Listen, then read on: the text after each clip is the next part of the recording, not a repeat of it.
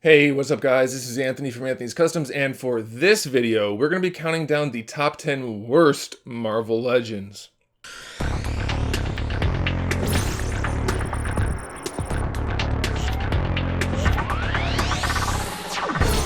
Now, you guys know that there have been plenty of bad Marvel Legends, either from Toy Biz or from Hasbro, and in the sake of trying to keep things positive, I'm going to do one bad video. This video. I'm not going to do Hasbro and Toy Biz separately.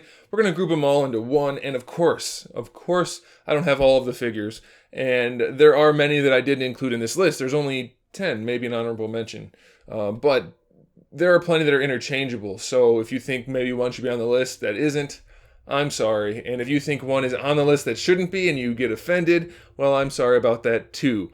But I'm right and you're wrong. No, I'm just kidding. Who knows? I mean, there are plenty of bad figures, and some of these, you know, it's a little bit subjective when you're taking a giant number of things and just picking a few out of it. So take it for what it is, but here's the top 10 worst Marvel Legends.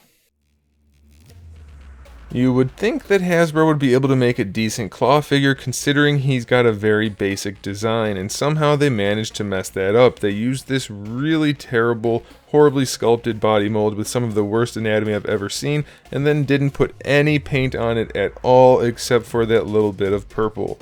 The only redeeming characteristic about this figure is that the head sculpt is fairly accurate, but that's just about it. It's really not a figure they should have even bothered to make. It's just not worth having at all. It seems to me that Hasbro loves to take things that should be super simple and make them super hard. For this Magneto, they didn't have to do very much. They were using a body mold that already existed. It was already a really good mold. They even made a really good cape for it. They just had to give him feet, hands, and a head, and they couldn't do it. The head is laughably bad. The arms look terrible with those hands because they don't really fit on the body. And by the way, the sculpt works terrible on the gauntlets and boots, and then his feet are about twice as big as they should be and look like he's wearing slippers. Everything they added to this body mold makes it worse. One thing I'll never understand about Hasbro is their willingness to make a brand new sculpted mold that is terrible. This thing has some of the worst proportions I've ever seen, including one leg that's significantly longer than the other, and just a terrible paint job. If this guy didn't have the red vacuum on him, he would be utter garbage, which he still kind of almost is. And if you look at that head sculpt, you'll see what I'm talking about. It's just really bad, and the only reason I didn't have War Machine on here too, because it's basically the same figure, is that I've already gotten rid of that figure because it's so horribly bad.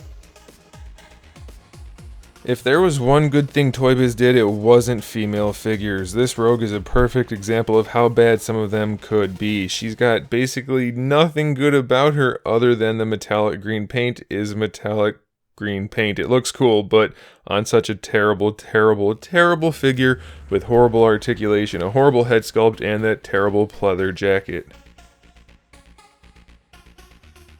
This Black Widow figure is another great example of one of Toy Biz's failures. They are just not good at making female figures.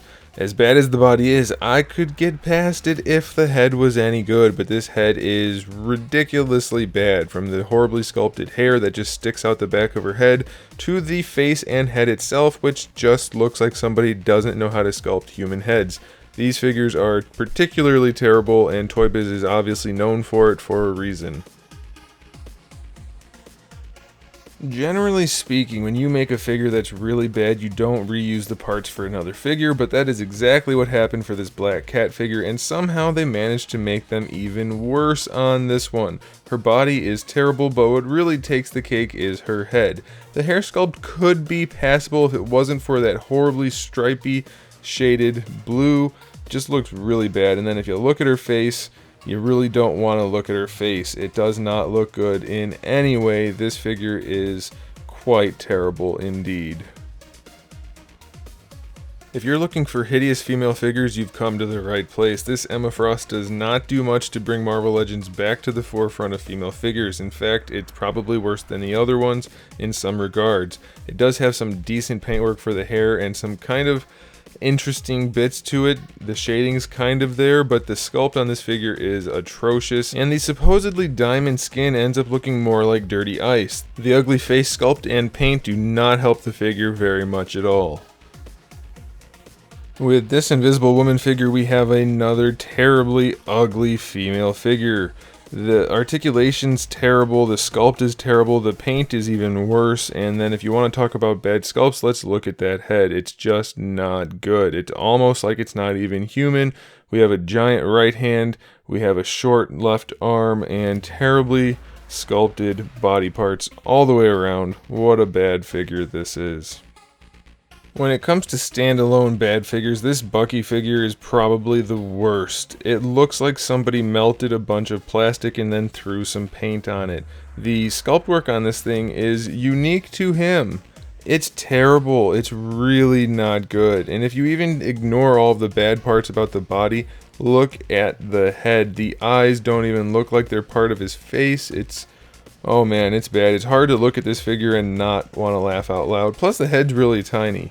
Did anybody else notice that? This figure's really, really bad. When it comes to smacking your customers in the face with disappointment, this 3-pack, multi-pack is definitely at the top of the list.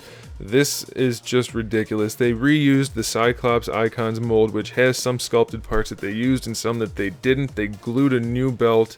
Well, they didn't even bother to glue it. They put a new belt on top of the X belt, which is still in there.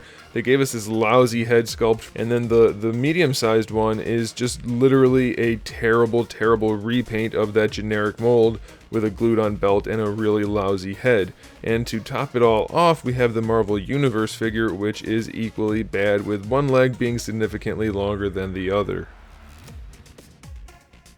With this special X-Men set, Hasbro took what might be the most iconic and most simple designs for the X-Men and absolutely butchered them, from terrible paint jobs to horribly sculpted new parts, to wings that don't even fit on Angel, to a really terrible head sculpt for Angel, and the dirty cereal milk of Iceman. It's just one giant slap in the face and an insult to anybody who collects action figures. This box set is one to be avoided at all costs.